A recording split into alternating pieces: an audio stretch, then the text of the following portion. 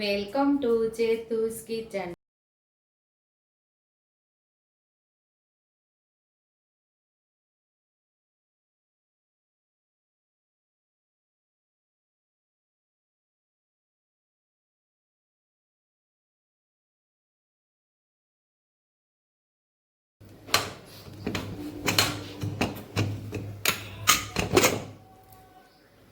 આજે આપણે baby potato સબ્જી બનાવવાના છીએ। તો એના માટે આપણે અહીંયા બેબી પોટેટો એટલે કે નાના બટેકાનું શાક બનાવવાના છીએ। તો અહીંયા આપણે નાના બટેકા બાફી લીધા છે, 3 સીટી કરી અને નિમક નાખી અને બાફી લીધા છે। તો હવે અહીંયા બટેકા બફાઈ ગયા છે અને આપણે એક કાણાવાળા વાસણની અંદર આપણે એને કાઢી લેવાના છે। તો બટેકાને આપણે એક કાણાવાળા વાસણની અંદર કાઢી લીધા છે અને સાઈડ ઉપર આને એકદમ પાણી નીકળવા માટે રાખી દેશું। એના માટે આપણે અહીંયા 3 ડુંગળી આપણે સુધારી લીધી છે, અહીંયા 3 ટમેટા સુધારી લીધા છે અને અહીંયા 1 લસણનો ગાંઠિયો લઈને 1.5 ચમચી જેટલું લાલ મરચું પાવડર ઉમેરીને લસણવાળી ચટણી તૈયાર કરેલી છે। અડધી ચમચી જેટલો ગરમ મસાલો લીધો છે, લીલા ધાણા, મીઠું, તેલ, બાકી રેગ્યુલર મસાલિયાની અંદરથી મસાલાનો ઉપયોગ કરી ટેસ્ટી એવા બેબી પોટેટો સબ્જી બનાવશું। તો અહીંયા આપણે ગેસ ઉપર કઢાઈ રાખી દીધી છે અને હવે આપણે એમાં તેલ ઉમેરી દઈશું। તો 3 નાના ચમચા જેટલું આપણે એમાં તેલ ઉમેરશું। તેલને આપણે સરસ ગરમ થવા દેશું। તો અહીંયા આપણું તેલ મસ્ત એવું ગરમ થઈ ગયું છે। તો 1 ચમચી જેટલું આપણે જીરું ઉમેરશું। અહીંયા તમને રાઈ ગમતી હોય તો રાઈ પણ ઉમેરી શકો છો।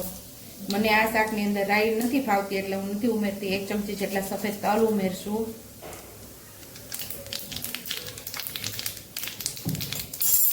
1 ચમચી જેટલી દરદરી ખાંડેલી વરિયાળી ઉમેરશું। થોડી હિંગ ઉમેરશું અને આપણે હવે ડુંગળીને સાતરી લેવાની છે।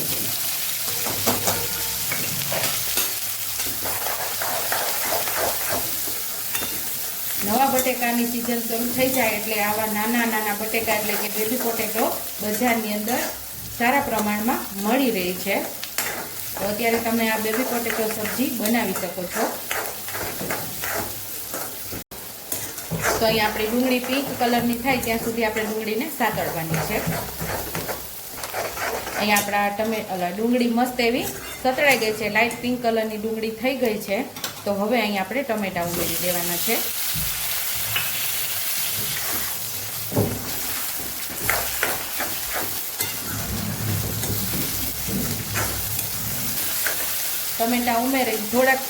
ટમેટા ઉમેરી અને થોડીક વાર પછી થોડા સતળાઈ જાય પછી આપણે લસણવાળી ચટણીને ઉમેરવાની છે। અહીંયા આપણે લસણવાળી ચટણી ઉમેરી દઈશું। અડધી ચમચી જેટલી હળદર ઉમેરશું।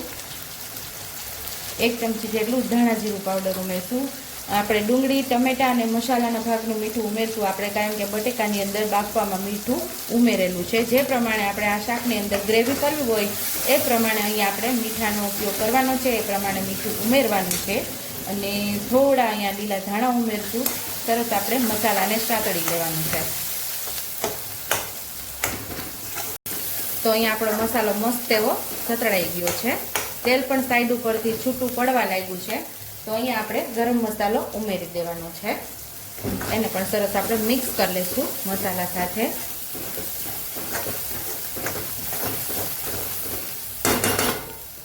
અને અહીંયા આપણે બટેકાને ઉમેરી દઈશું।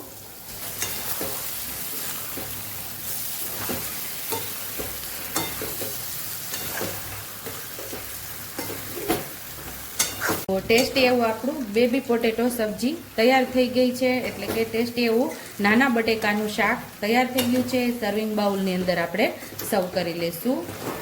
લસુની આલુ બનાવશું, એકદમ મસ્ત એવા આપણે આ શાક બનાવશું। તો નાના નાના બટેકા લઈ લીધા છે અહીંયા આપણે અત્યારે ખૂબ જ સારા પ્રમાણમાં નાના બટેકા આવે છે, એટલે કે બેબી પોટેટો આવે છે।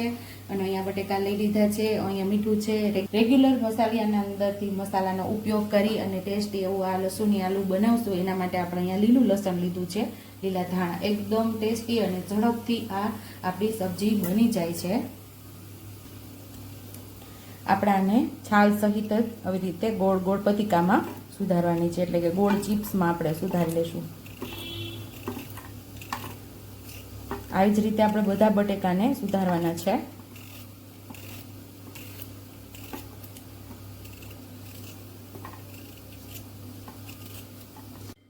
તો અહીંયા આપણે ચિપ્સ મસ્ત એવી સુધારી લીધી છે, બધી ગોળ ગોળ, અને આપણે 2-3 પાણીથી સરસ આવી રીતે ધોઈ લેશું. જો ધોશું ને તો ગંધારો આમ કચરા જેવું પાણી નીકળશે, એટલે કે આપણે છાલ સહિત સુધારે છે, છાલની ઉપરનું જે કચરું હશે એ બધું નીકળી જશે. એટલે 2-3 પાણીથી આપણે આવી રીતે ધોઈ લેશું. તો આપણે 2-3 પાણી સરસ ધોઈને સરસ ક્લીન પાણી થઈ ગયું છે. તો હવે આપણે આ શાકનો વઘાર કરી લેશું. તો અહીંયા આપણે 2 નાના ચમચા જેટલું તેલ ઉમેરશું. તો અહીંયા આપણું તેલ સરસ ગરમ થઈ ગયું છે. તો 1 ચમચી જેટલું જીરું ઉમેરશું. થોડી આપણે હિંગ ઉમેરશું. હવે આપણે જે બટેકાની ચિપ્સ કરેલી એનો વઘાર કરી લઈશું.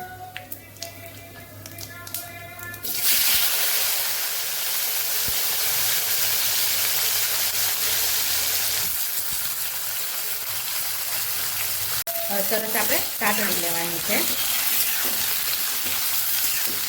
આમાં આપણે બિલકુલ પાણી ઉમેરશું નહીં, આમ જ આપણે આને પકાવવાની છે.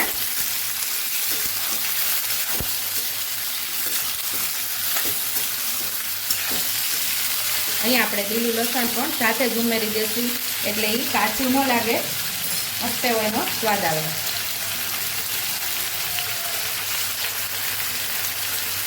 સ્વાદ મુજબ આપણે મીઠું ઉમેરશું. અડધી ચમચી જેટલી હળદર ઉમેરશું. સરસ આપણે આને સાતળી લેવાની છે.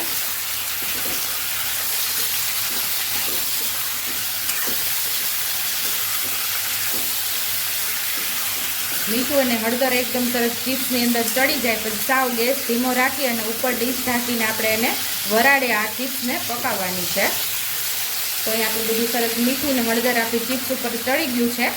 તો ડીશ ઢાંકી દઈશું આપણે, અને ઉપર પાણી ઉમેરી દઈશું અને વરાળે આમાં પકાવવાનું છે. અહીં આપણે ગેસ સાવ ધીમો રાખ્યો છે, ઉપર ડીશ રાખી દીધી છે, અને અડધાથી પોણા ગ્લાસ જેટલું આપણે પાણી ઉમેરી અને હવે આપણે આને આવી રીતે પકાવવાની છે. એવું લાગે તો વચ્ચે વચ્ચે 1 થી 2 વાર આપણે એને હલાવશું.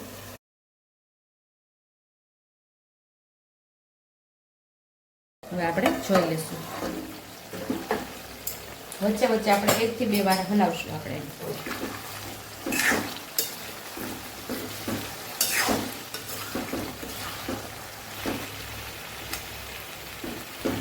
હજી વાર છે, એટલે હજી પાછું આપણે 5 મિનિટ સુધી એને પાકવા દેશું.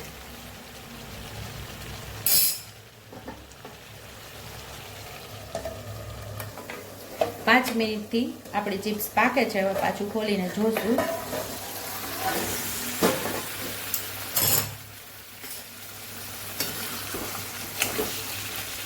તો મસ્ત એવી પાકી ગઈ છે. હવે આપણે આમાં મસાલો કરી લઈશું. 1 ચમચી જેટલું લાલ મરચું પાવડર ઉમેરશું. અડધી ચમચી જેટલું ધાણા જીરું પાવડર ઉમેરશું. સરસ મસાલો આપણે મિક્સ કરી લઈશું. ચિપ્સ ભાંગે નહીં એ રીતે આપણે મિક્સ કરશું. તો અહીંયા આપણો મસ્ત એવો મસાલો પણ સરસ મિક્સ થઈ ગયો છે. તો ઉપરથી લીલા ધાણા આપણે ઉમેરી દઈશું.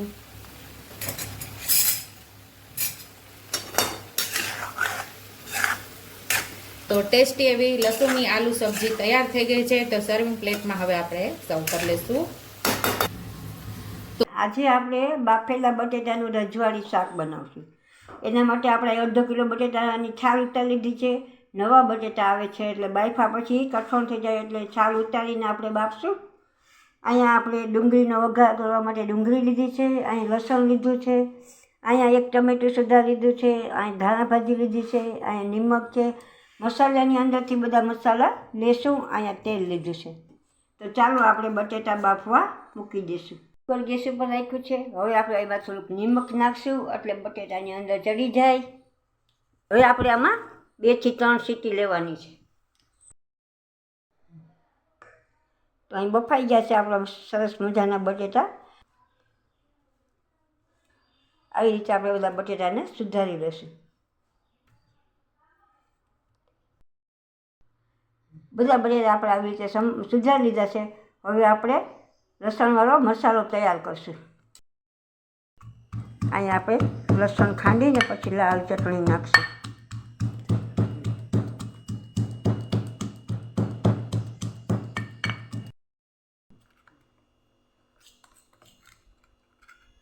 હવે આપણે અહીંયા લાલ મરચું નાખીને પાછું ખાંડશું.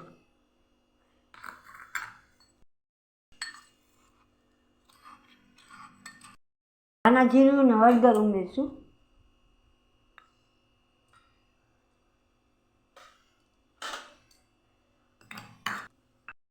આપણે એમાં થોડુંક પાણી ઉમેરીને ઢીલું કરશું.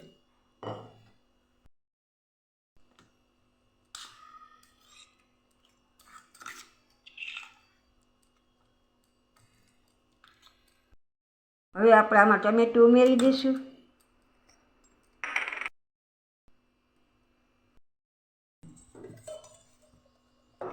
હવે આપણે તપેલી મૂકી છે એની અંદર આપણે તેલ ઉમેરશું.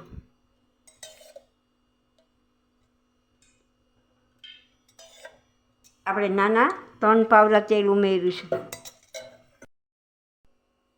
અહીંયા આપણે 2-3 લવિંગ અને 5-8 તીખા લીધા છે.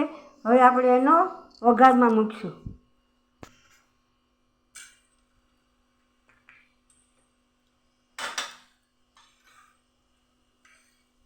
હવે આપણે અડધી ચમચી હિંગ ઉમેરશું. અહીંયા આપણે એક ડુંગળીનો ગાંઠિયો લીધો છે એને હોતરવા રાખશું.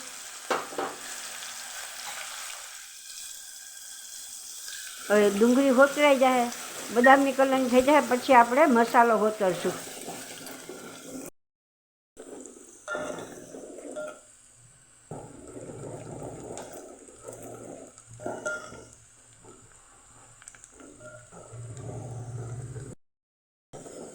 હવે આપણે એમાં મસાલો ઉમેરી દઈશું.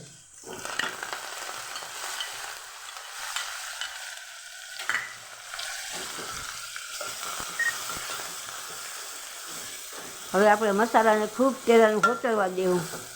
એકદમ તેલ છૂટું પડી જાય પછી આપણે બટેટાને ઉમેરશું.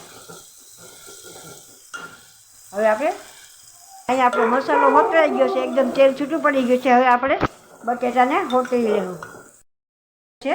હવે આપણે રસો કરવા જેટલું પાણી ઉમેરશું.